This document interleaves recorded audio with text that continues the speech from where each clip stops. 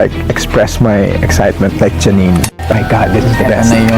Jericho Rosales na pa-OMG kay Janine Gutierrez. Matapos nga ang 6 na taon ay muling nagbabalik ang Asia's drama king na si Jericho Rosales at ayon sa aktor ay excited na itong gumawa muli ng isang dekalidad na serye sa ABS-CBN. Masaya ito na muli niya makakatrabaho ang award-winning actress na si Miss Judy Santamaria. At syempre super excited daw siya makatrabaho ang Asia's rising star na si Miss Janine Gutierrez na dati na daw pala niyang gustong makatrabaho ang actress bilang si Eko sana ang isa sa magiging producer sa gagawin nilang proyekto. Subalit, sobrang busy daw ni Janine kaya naman napa-OMG ito nang malamang kasama ng Gutierrez sa cast ng upcoming series na Lavender Fields.